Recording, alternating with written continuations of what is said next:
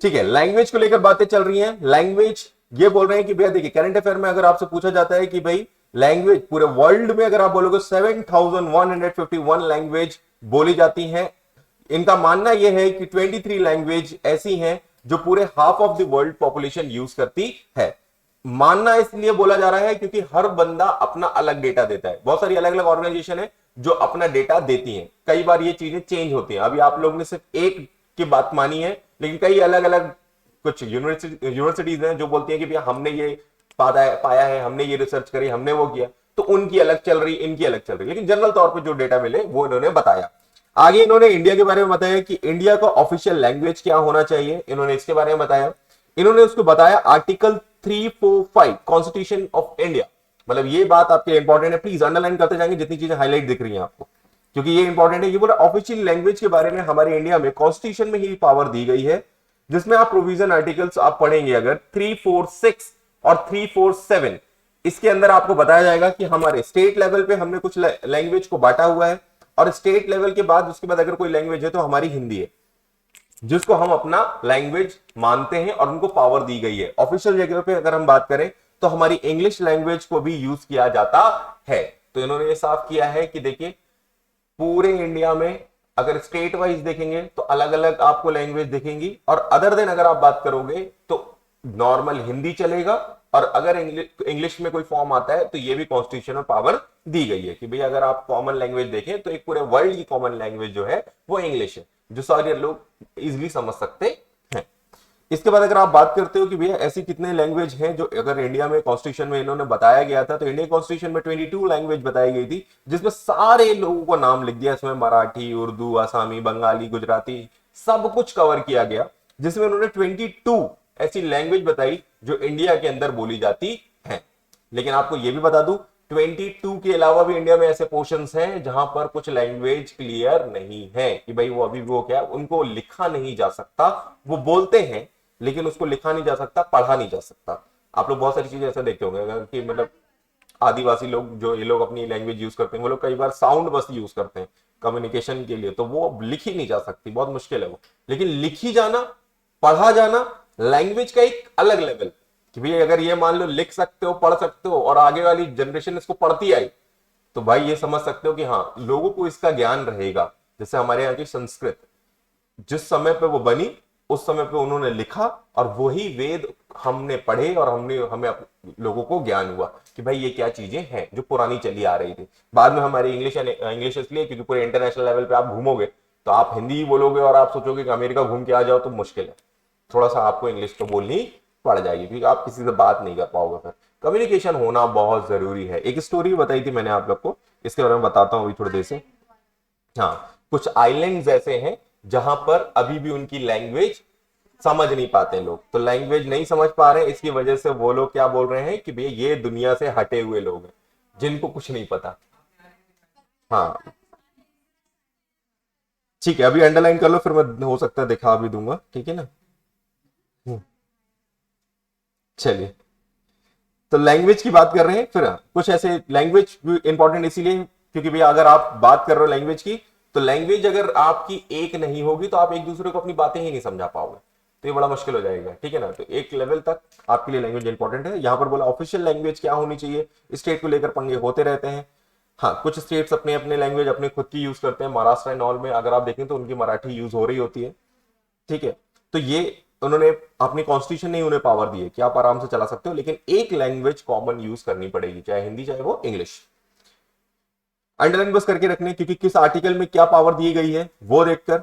Official language जो communication between the state and another, यहां पर आर्टिकल 3-4 ये भी 3-4-6 में ही कॉन्स्टिट्यूशन के स्पेशल प्रोविजन जो दिए गए हैं, जो लैंग्वेज बोलने के लिए जो ज्यादातर बोली जाती है वो भी 3-4-6 कॉन्स्टिट्यूशन में दी गई है। आपसे बस नाम या आर्टिकल नंबर पूछा जा सकता है, प्लीज तेजी से अंडरलाइन करेंगे। लैंग्वेज की बात करें तो उसकी न्यूज की बात करते हैं। अब न्यूज में आया है इंटरनेशनल मदर लैंग्वेज डे 2022, जो ये पूरे हम लोग ये मतलब ये मनाने वाले हैं 21 फेब को, जो ये बोल रहा है कि भैया हम बोल रहे हैं कि इंटरनेशनल मदर लैंग्वेज डे होगा, जिसमें हम अपनी मदर टंग अपनी लैंग्वेज को क्या दिखाएंगे कि भैया हमारे यहाँ मतलब इसकी इसकी क्या, इसमें क्या खासियत है, हमारी लैंग्वेज में क्या खासियत है, हम कितने सरल तरीके से बात करते हैं एंड ऑल सारी चीजें, और दुनिया को ये बताना कि भैया हम भी हैं, कि हमारा भी एक जीवन है पूरे वर्ल्ड में जो हमारी लैंग्वेज को जाना जाता है। आज हिंदी बहुत हाई लेवल पे है। आप अगर हिंदी को बोलते हो कि हिंदी मतलब ऐसा है कि मतलब ये पॉपुलेशन मतलब जितने हम लोग बस 30 लोग हैं, इंडिया के लोग हैं, यही लोग यूज कर रहे हैं, तो आपको बताऊंगा कि अभी हम कहां पर आते हैं। ये बोल रहे हैं कि भाई देखिए, अगर आप बात करते हो कि जैसे आप देखो एक ऑर्गेनाइजेशन के बारे में, UNESCO, इनने आइडेंटिफाई किए 7,000 लैंग्वेज। मैंने आपको पहले ही बोला था हर ऑर्गेनाइजेशन अपना रिकॉर्ड और डेटा अलग देती है। तो अगर आपको ये बोला कि इन्होंने कितने दिए हैं, तो 7,000 लैंग्वेज इन्होंने बताई, जिन्होंने रीड किया जा सकता है, लिखा जा सकता है और बोला जा सकता है। अदर देन बाकी लैंग्वेज जो होती है, हो सकता है कि वो बोली ना जाए, या बस इशारे में बात हो, या कुछ ऐसी होंगी जो बोली जाए लेकिन लिख ना पाओ। ये नॉर्मल है, क्योंकि ये भाई कितना मुश्किल काम है जो तुम्हें इतनी आसानी से मिल गया कि आज आप किताबें लिए बैठे हो, एक लैंग्वेज पढ़ सकते हो, लिख सकते हो, सुन सकते हो, समझ सकते हो। ये अगर आप इसके बारे में सोचोगे कभी, तो आपको पता चलेगा कि एक्चुअली जब ये शुरुआत हुई होगी तो कितना खतरनाक होगा कि आप जो बोल रहे हो उसके लिए एक शब्द डिजाइन करना। समझ रहे हो क्या ये क्या बोल रहा हूं मैं आपसे? एक शब्द डिजाइन करना, ये काम तो कोई और ही करके चला गया, आप तो बस मजे ले रहे हो। ये बात समझ रही है? तो लैंग्वेज को अगर आप सोचो तो ये बहुत बड़ी चीज है कि जिसने पहली बार लिखा होगा कि भाई ये बात कि आओ, तो वो लिख रहा होगा इंग्लिश में कि ए ओ। तो ये लिखना बनाना कैसे बनाऊं, हर शब्द को अलग कैसे बनाऊं, ये बहुत मुश्किल है बेटा, बहुत बहुत मेहनत लगी होगी उन लोग को, लेकिन उन्होंने आपको करके दिया और आप इसके मजे ले रहे हो। आज आप कोई भी मतलब चीजें पढ़ सकते हो, दुनिया के बारे में जान सकते हो, बैठे बैठे इंटरनेट है आपके पास, कहीं भी किसी के बारे में जानते हो, क्योंकि लैंग्वेज इजी हो गई है। तो अब कोई भी आराम से काम कर सकता है ये सारी चीजें देखकर। आगे बढ़ते हैं। ये बोलते हैं हमारे यहाँ जो मतलब इंटरनेशनल मदर डे जो हमारा होने वाला है, वो आजादी का अमृत महोत्सव से उसको जोड़ा गया। उन्होंने बोला कि भैया हम इसको जोड़कर इसे मनाएंगे, खेलेंगे, जो भी है ये पूरा बस अंडरलाइन करके रखेंगे। इंडिया के लिए हाँ जो क्वेश्चन आते हैं वो 22 ऑफिशियल रीजनल लैंग्वेज के नाम से आते हैं, तो इसको ध्यान रखिएगा।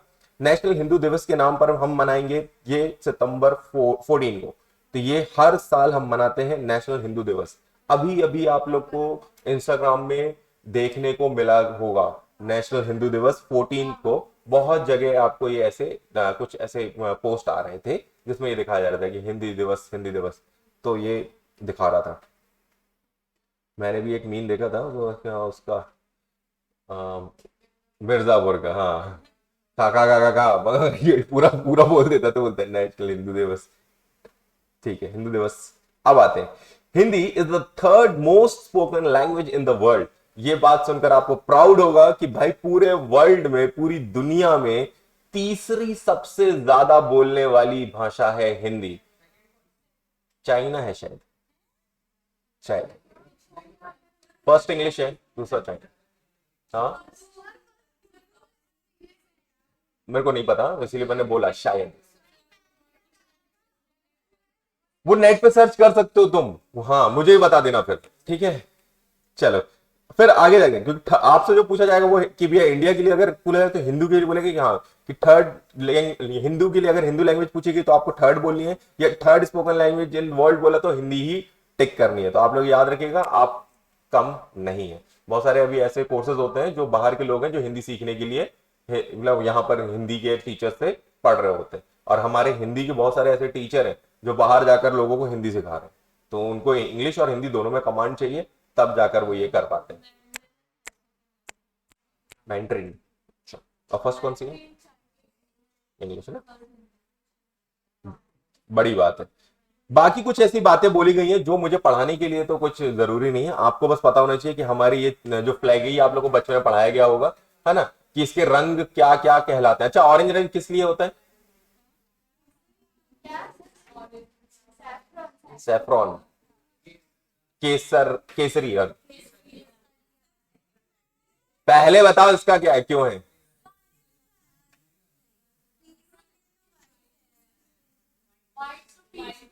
व्हाइट पीस के लिए। ग्रीन, ग्रीन शांति के लिए, व्हाइट पीस पे है, और ग्रीन ये सही था गुरु। एग्रीकल्चर, बहुत बढ़िया। पावर, हाँ पढ़ लिया। स्ट्रेंथ, ठीक है। पावर हमारा जो एक वो हमने दिखाया। और इसके चक्र में, अशोक चक्र जो हम इसको बोलते हैं, कितने 24 में लाइनें होती है। बेटा बता इसलिए रहा हूं, कई बार ये भी पूछा गया, ठीक है। बचपन में पढ़ा है, भूल गए हो। हाँ, नेशनल एंथम क्या है? नेशनल एंथम क्या है? हाँ हाँ बोलो ना। हाँ, नेशनल एंथम क्या है वो? हाँ, जन्म। अच्छा, नेशनल सॉन्ग कौन सा है? कौन सा वाला वंदे मातरम?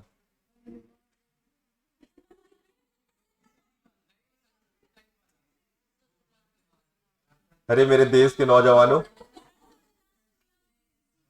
जरा आंख में भर लो पानी।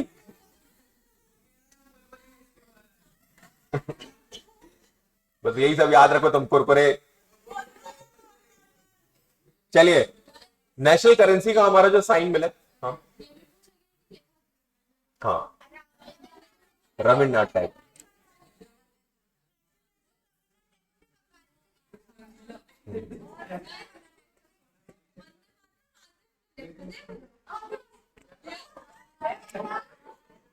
बोल रहे वंदे मातरम आतिफ असलम में लिखे हैं। बाप रे बाप। चलिए चलो वापस, मैं मेरे को नहीं हो पाएगा, मैं तुम लोग को पढ़ा दे रहा हूं, बाकी तुम लोग खुद समझो भाई ये सब चीजें। नेशनल करेंसी के लिए हमारा जो ये साइन है, आपको ये बता दूं कि ये जो आर और ये क्रॉस, ये बिल्कुल रिसेंटली हमने बनाया हुआ था। ये हमने अपने लिए बनाया, क्योंकि हर बार हम, जैसा आप देखते हैं, डॉलर का एक अलग यूज होता था, है ना। हम लोग बस रुपीज के लिए आर एस लिख देते थे, लेकिन हमारे पास कोई अपना खुद का साइन नहीं था, जो हमने बनाया। ये बहुत अच्छा है। ये भी बनाया जिसने था, मतलब इसको, मतलब आर देकर और उसमें रा का भी वो दिखाया। तो ये दोनों इसमें कवर हो गया था, तो इसलिए ये बहुत अच्छा लगा था। इसलिए हमारा इंडियन रुपी का भी एक सिंबल मिल गया, जो 2011 में ही मिला है शायद। ठीक है, तो प्लीज आप लोग इसको अंडरलाइन करके रखेंगे। फिर अब आप लोग ये जो देखते हो कि इसमें जो अशोक चिन्ह में आप जो लॉयन देखते हैं, कितने लॉयन होते हैं टोटल?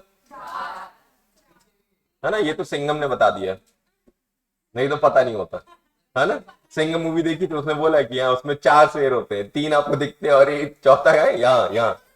हाँ हाँ, मुंह खोल गया।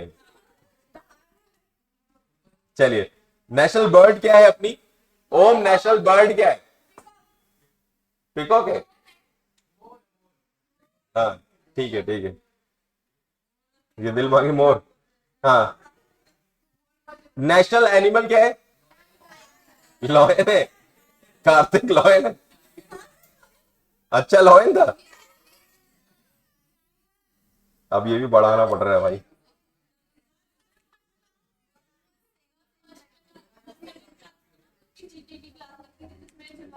वही तुम्हारे घर में अगर कोई छोटा बच्चा हो ना, तो उसको पढ़ाना चालू कर दो, ये सब तो हमारा क्लियर हो जाए। हाँ, ये पढ़ा रही तू, लॉयन है। नेशनल फ्लावर कौन सा है? लोटस। ऐसा देख आते नहीं है, कितनी बार से देख रहा हूं लेकिन आया नहीं है, सही बताऊं तो। ओलंपिक्स में अच्छा कितने छल्ले होते हैं?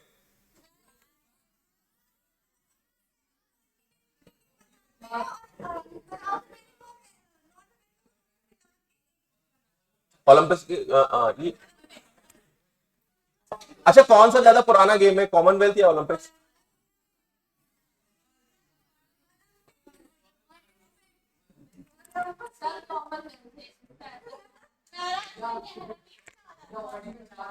ऑडी में 4 होते हैं, जो लेनी है वो याद है। चल रहे, बढ़िया है। हाँ बेटा,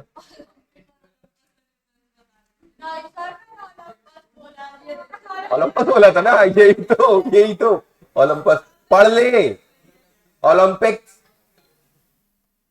नालायक। ये इसके बारे में मैंने बताया हुआ है वैसे, लेकिन इसमें और बता दूंगा बाद में। फिर कुछ अवार्ड्स के बारे में बताया कि अलग अलग भारत रत्न कब देते हैं, पद्मा अवार्ड कब देते हैं, पद्मा के अंदर कितने अवार्ड है प्लीज। अभी ये अंडरलाइन है सबका, ये भी नहीं है, थोड़ा स्पीड में करो, स्पीड में करो, फटाफट करो, ये थोड़ा इंपॉर्टेंट है। हम्म।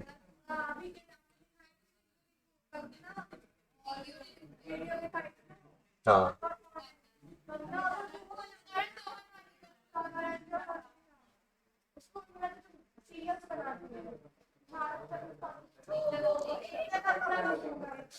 बेटा पद्मा अवार्ड कितने होते हैं, 3, है ना।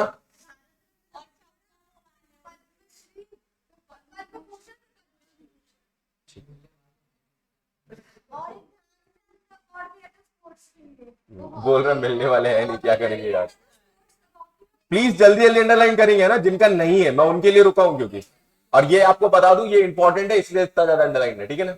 ये आप लोगों को घर पे रीड करना है पूरा, आज जितनी चीजें हाईलाइट करके जाओगे ये नहीं कि घर पे जाके छोड़ दिया, हाँ प्लीज रीड करना, जल्दी जल्दी करो। अबे बस कॉमे बनाओ ना, तुम लोग क्यों हाईलाइट कर रहे हो, इतना सारा हाईलाइट थोड़ी करना है, बस ऐसे कॉमा बना लो यहां से यहां तक, हो गया। हाईलाइट बाद में करना, उसमें टाइम लग जाएगा, बस ऐसे पेन से कॉमा बनाओ। भारत रत्न, अभी अभी भारत रत्न किस किस को मिला है, पद्मा अवार्ड, होमवर्क लिखो होमवर्क लिखो होमवर्क लिखो होमवर्क लिखो, पद्मा अवार्ड किस किस को मिला है, भारत रत्न रिसेंटली किस किस को मिला है, सारे लिख लेना। भारत रत्न तो आपको नहीं मिलेगा क्योंकि वो बहुत कम ही लोगों को दिया जाता है, पद्मा अवार्ड बहुत लोग मिल जाएंगे।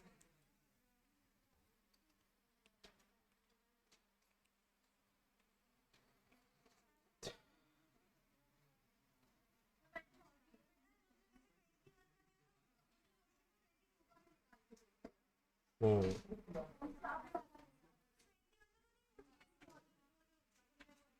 रिसेंट वाला को रिसेंट पूछो,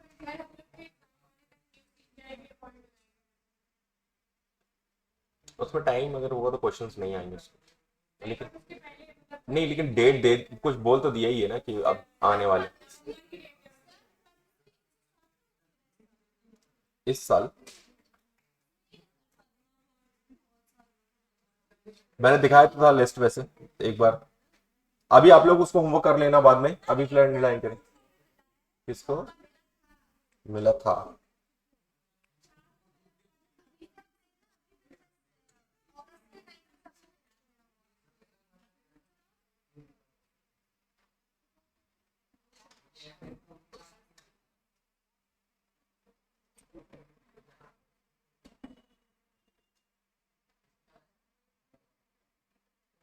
जल्दी करो, हो गया। कार्तिक तू कर रहा है कि नहीं कर रहा है,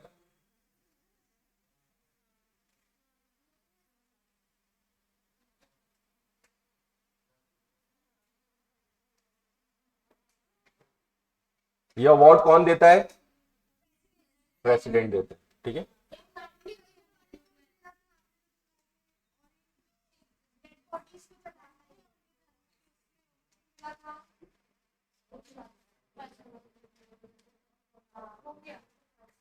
एक लेडी को मिला था जो एग्रीकल्चर वाली। हम्म।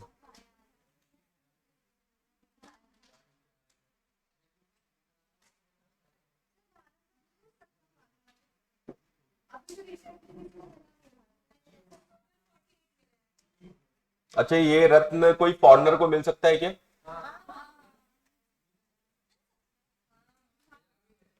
लिखा भी है, अंडरलाइन कर लो, 10 लोग हैं जिनको मिला था, एनआरआई, जो फॉरेनर्स हैं जो इंडिया में आके कुछ अच्छे काम कर रहे हैं ना, उनको दिया गया था, ठीक है। हाँ, ये नहीं पता भी मेरे को, बाकी फिर पूरी लिस्ट है बेटा, ये बताया था एक बार लेकिन अभी टॉपिक पे रहे, नहीं टैक्स का लोचा था, इंडिया ने टैक्स। दादा साहब फाल्के अवार्ड किसको दिया जाता है, मूवीज के लिए, है ना। हमारे यहाँ का बॉलीवुड हॉलीवुड जो ये सब कुछ आप लोग देखते हैं, हॉलीवुड जो है अपना अपना अपना देता है, ऐसे ऐसे हम लोग बॉलीवुड के लिए अपना अलग देते हैं। दादा साहब फाल्के, दादा साहब फाल्के अवार्ड, दादा साहब कौन थे ये पता है आप लोग को? गोविंद फाल्के, ये जिन्होंने इंडिया के सिनेमा का स्टार्ट किया था, ये फादर है भाई, इन्होंने स्टार्ट किया था। पहली मूवी इन्होंने जो बनाई थी उसमें साउंड नहीं था, ठीक है ना। वो ऐसी मूवी थी जिसका नाम था राजा हरिश्चंद्र, 1913 में। इसके बाद से मतलब बॉलीवुड फिर धीरे धीरे करके आगे बढ़ता गया, एक अच्छा रोजगार मिलने लगा लोगों को, अच्छा मतलब एक वर्ल्ड लेवल पे हमारा नाम होने लगा, ठीक है। इसमें ये उन्होंने पूरा बताया था कि भाई देखिए इतने कितनी सारी मूवीज बनाई थी, 95 फिल्म बनाई, 26 शॉर्ट फिल्म बनाई अपने 19 साल के करियर में। और इसकी वजह से ही इनका नाम अभी तक लिया जाता है, दादा साहब फाल्के अवार्ड के नाम से इनको, मतलब जब भी कोई अच्छा काम करता है तो उन्हें ये अवार्ड दिया जाता है।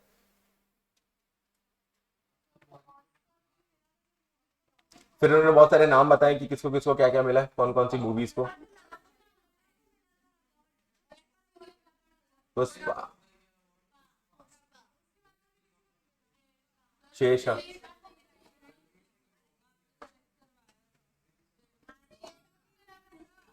Best film award, film of the year award, दोनों अलग अलग होते हैं, ऐसा इनने बताया ये दो। आपसे ज्यादातर जो पूछा जाएगा film of the year award ऐसा पूछा जा सकता है, अदर देन ये भी।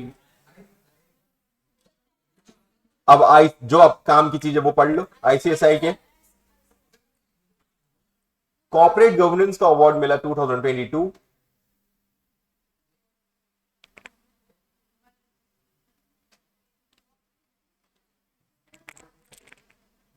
कॉर्पोरेट गवर्नेंस जो अच्छे से फॉलो कर रहे हैं, आईसीएसआई इसको अवार्ड दे रहा है।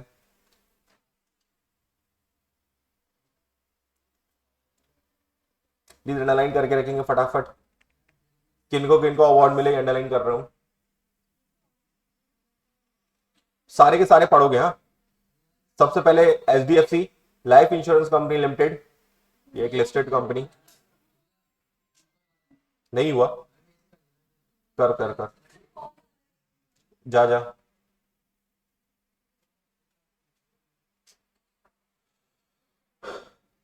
हो गया अंडरलाइन, जल्दी कर कार्तिक।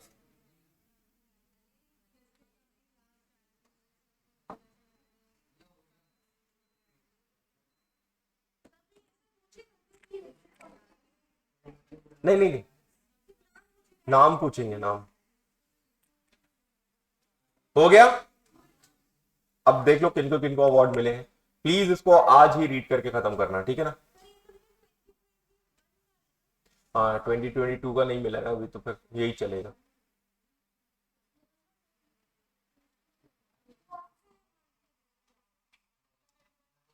नवंबर में देंगे तो अभी टाइम नहीं है, तुम्हारे लिए यही डेटा काम कर।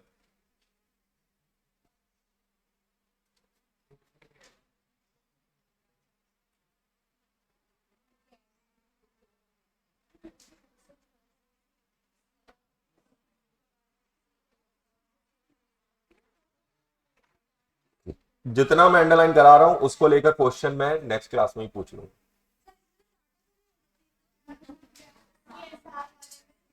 हाँ,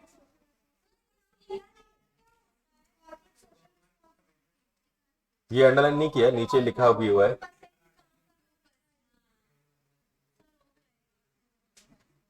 कोई नहीं, तू जितना है अभी उतना अंडरलाइन कर, तू हो जाएगी आराम से पास, टेंशन मत कर, हो जाएगा तेरा, अंडरलाइन कर बस।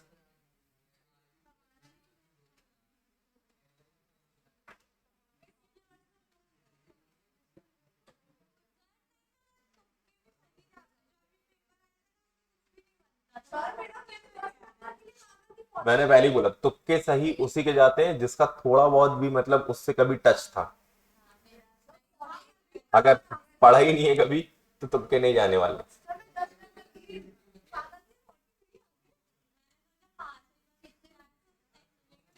पहले ये करो, जल्दी। मिस यूनिवर्स 2021, इसका डेटा भी इंपॉर्टेंट है, प्लीज अंडरलाइन करके रखेंगे।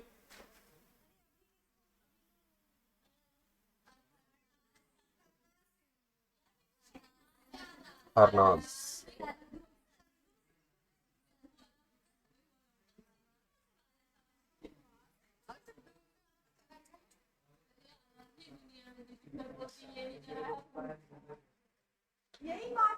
जो दिख रहा है अभी अंडरलाइन कर लो फटाफट, है ना। हम्म, आ गया ना। क्या बेटा?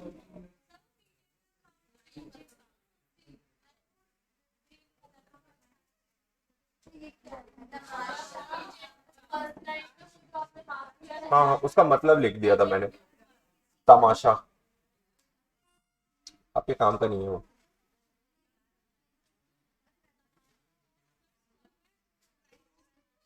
आज मिला कुछ? अरे वाह, फोटो लेके आई है। हाँ, अब कौन लोग हैं जिससे बोल रहे थे बैंकिंग वाला नहीं था, करंट अफेयर बैंकिंग वाला नहीं था, प्लीज वो भी अंडरलाइन करो फटाफट। नहीं नहीं नहीं, ये नहीं, सीधे पहले अभी यहां पर आओ, जो बैंकिंग वाला है ये करो, जिसका नहीं है। पढ़ा तो होगा ना, अपन ने देखा था आरबीआई स्टैब्लिश कब हुआ था, 1 अप्रैल 1935। एक्ट कब बन गया, 1934 में। पहले आरबीआई का ऑफिस कहां पे था, कोलकाता। उसके बाद आ गया मुंबई, दिल्ली में होगा शायद। फिर 1949 से हमने इसको नेशनलाइज बैंक बना दिया, क्योंकि आजादी से पहले का ये बैंक है। पहले प्राइवेट बैंक था, अंग्रेजों के जमाने में उन्होंने इसको पहले क्या किया, एक अपना रिजर्व बैंक बनाया। लेकिन 1934 के बाद, हम जब आजाद कब हुए थे, 1947, उसके बाद हमने 49 में इसको अपना नेशनल बैंक बना दिया। ठीक है, ये डेटा आपके लिए जरूरी है क्योंकि ये इंपॉर्टेंट है। एसबीआई, उसका नाम कुछ और था उस समय। और बढ़िया। हम्म। जिन्होंने अंडरलाइन नहीं किया वो बताते जाना मुझे, हाँ, जैसे अगर मान लो मैं तेजी से आगे बढ़ जाऊं तो। क्या काम करती है आरबीआई? मॉनेटरी अथॉरिटी है ये, रेगुलेट करना, सुपरविजन रखना, फॉरेन एक्सचेंज पर ध्यान रखना। फॉरेन एक्सचेंज मैनेजमेंट एक्ट 1999 का बनाया गया। फॉरेन एक्सचेंज मतलब कि आप जब भी बाहर से कुछ पैसे आना जाना होता है हमारे बिजनेस के लिए, कंपनीज के लिए, तो ये इसके थ्रू होता है। हाँ, इकोनॉमिक्स में भी पढ़ोगे, ये पूरा पढ़ा होगा। हम्म। करेंसी इशू करना, कोई नए नोट बनाना, पुराने नोटों को हटाना। मैंने बताया था आपको कि अभी भी अगर आप बोलोगे तो कितनी करेंसी छापी गई है, जितना आपने बैंक में रखा उतना, उसका सिर्फ 30%। मतलब ये चेंज होता रहता है। मतलब कि अभी तक गवर्नमेंट ने इतने नोट छापे ही नहीं है। ये सिर्फ डिजिटल है, आपके पास आपके अकाउंट में जो पैसा है वो डिजिटल दिखता है आपको, कि मेरे पास 5 लाख, इसके बाद 2 लाख, इसके 1 करोड़, इसके बाद 3 करोड़, ऐसा दिख रहा है। तो क्या उतने नोट छपे हुए हैं और बैंक में रखे हैं? उतने ही नोट छापे गए जितने मार्केट में सर्कुलेट हो रहे हैं, कि भैया इतनी जरूरत है, इतने में होने दो, बाकी सब ये उसी में ना, तो डिजिटल है बस वो। तो पैसा क्या है, वो डिजिटली दिखता है। इसी से आइडिया मिला था क्रिप्टो को, था ना, बताया था मैंने कि क्रिप्टो करेंसी उसी से आए थे, कि उसने ये दिमाग लगा लिया था कि भाई जब डिजिटली ऐसा कुछ चल रहा है तो उसकी वैल्यू बढ़ाई जा सकती है। और बाकी दुनिया को डर इसी से लग रहा है, क्योंकि लोग कहीं क्रिप्टो में डील ना करने लग जाए और सब बैंक सिस्टम बंद हो जाए। डिजिटल आ रहा है। हमारे यहाँ डिजिटल बहुत कम ही चल पाता है, थोड़ा टाइम लगेगा लोगों को। वही,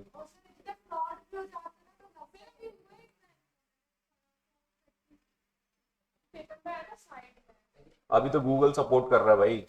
जब आरबीआई हार गया तो उसने, गूगल ने बोला कि भाई हम आपको सपोर्ट करेंगे। अगर कोई ऐसे ट्रांजेक्शन हो रहे हैं तो आप हमें कंप्लेन करिए, हम सीज करेंगे उसको। तो अभी गूगल ने बोला है और वो सपोर्ट कर रहा है। गूगल तो बहुत बड़ी चीज है बॉस, बहुत बड़ी चीज गूगल।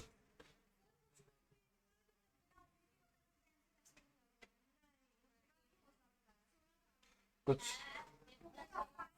बहुत सारी चीजें चल रही हैं, लेकिन आप लोग अभी फिलहाल अंडरलाइन करते चलो। यूनियन बजट में जो बातें बोली जाती हैं वो इंपॉर्टेंट होती हैं। जो बजट होते हैं उसमें याद रखिए 2021 का जो बजट है इसमें बताया गया था, हाँ डिजिटल रुपीज के लेकर जो आपने बताया। फाइनेंस मिनिस्टर कौन है हमारा,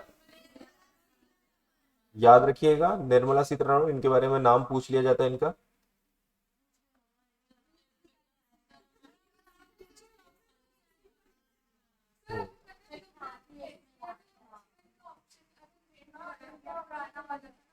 अच्छा,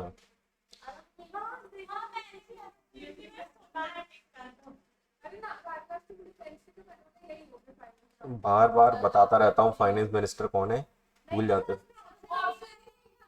ठीक है फिर, चलो जल्दी करो जल्दी करो जल्दी करो जल्दी करो।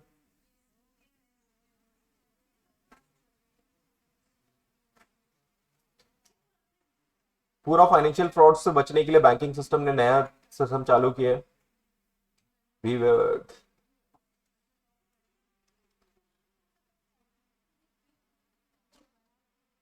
हाँ ये इंपॉर्टेंट है, प्लीज अंडरलाइन करें। डिजिटल पेमेंट जो यूपीआई के थ्रू हो रहे हैं वो 2020 में रिकॉर्ड हमने मेंटेन किया, और हमने बताया कि 8.32 लाख करोड़ ट्रांजेक्शन हुए हैं यूपीआई पेमेंट। और ये कुछ भी नहीं है, मतलब अब बहुत ज्यादा हो चुके हैं, लेकिन उस समय इन्होंने जो डेटा रखा, सोचो 8.32 लाख करोड़ सिर्फ इतने यूपीआई पेमेंट हुए हैं। इसका मतलब समझ रहे हो क्या, इसका मतलब ये कि हम और आप जो यूपीआई पेमेंट करते हैं, गूगल पे करते हैं, इनकी जनसंख्या भी बहुत कम है हमारे यहाँ, ठीक है ना। हालांकि अब धीरे धीरे बढ़ते जा रहे हैं। हम्म, कुछ नहीं है। हम्म, वो भी एक जिंदगी है। हमारा भी, अगर हम जब थक जाते हैं, छुट्टी मनाने का मन करता है, तो हम गांव चले जाते हैं। ना वहाँ नेटवर्क होता है ना कुछ होता है, फोन वोन साइड हो जाते हैं।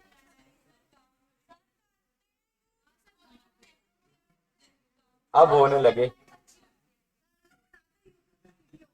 हाँ, यूट्यूबर है भाई वो, पैसा कमाते हैं वो।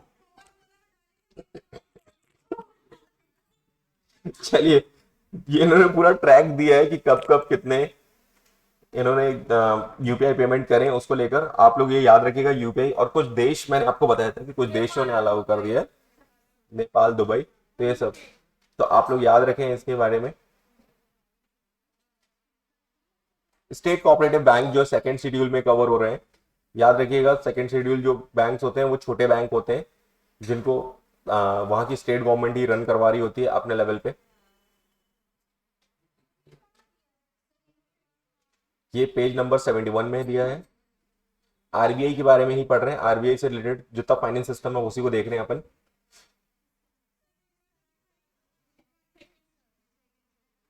सेकंड शेड्यूल के बारे में 2 मिनट कर लो, बस जो येलो कलर से अंडर आएंगे ना वो लिख लो, है ना।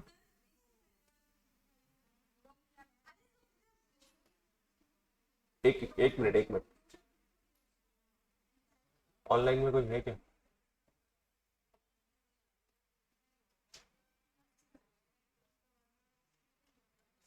सिर्फ रिवीजन चल रहा है निशिका, ठीक है। जैसे मीटिंग ऑफ होगी मैं क्लास रोक दूंगा, टेंशन मत लेना।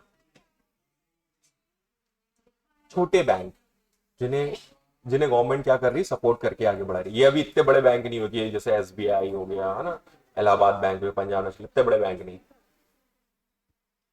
Small value digital payment offline mode पे।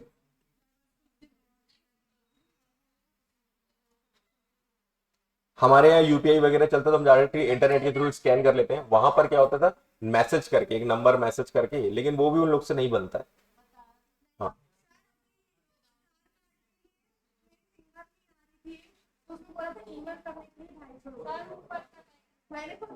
जल्दी जल्दी करो बच्चों, जल्दी जल्दी करो, जिनका छूटा है मैं उनके लिए बोल रहा हूँ, जिनका हो गया बेटा उनको तो कोई दिक्कत नहीं, उनने तो करके बैठे।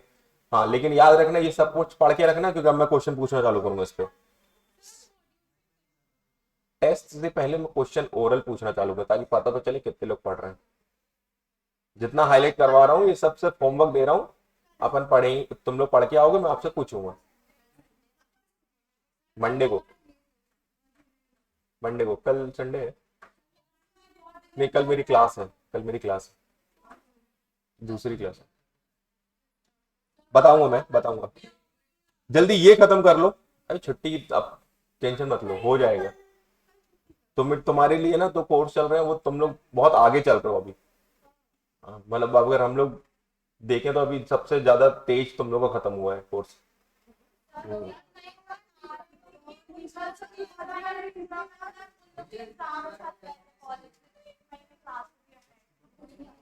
ये गड़बड़ है ना भाई, क्लास अटेंड नहीं करोगे तो।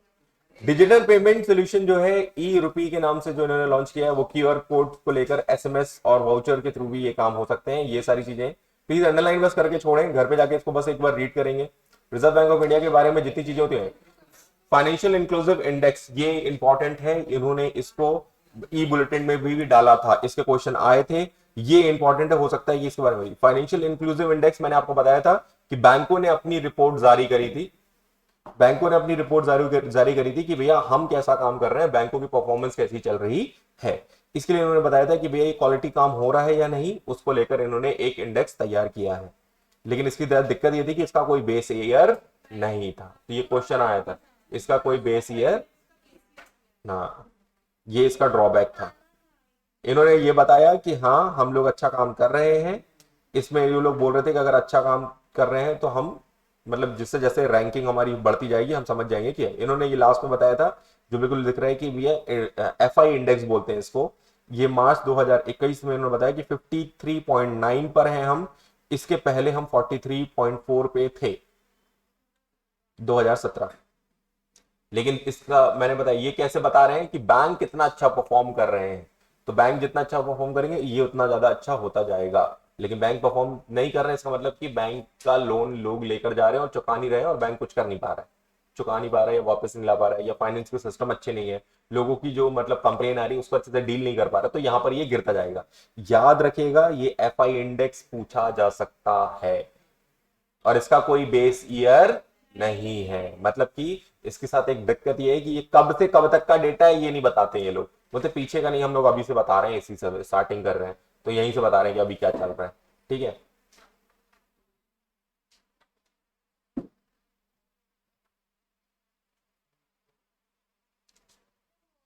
हिसाब की किताब। हाँ वो, हाँ बता दिया, प्लीज एक अंडरलाइन करते चले पहले। हाँ यहां तक है बच्चों अंडरलाइन आप लोग का पूरा? हाँ वो खत्म होने वाला, तब तो सुनी नहीं थी ना।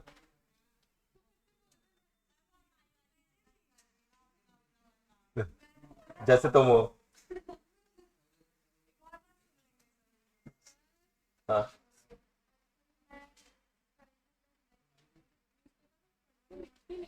बहुत गड़बड़ है, अभी मैंने इसी के लिए बोला बच्चों को, और क्या।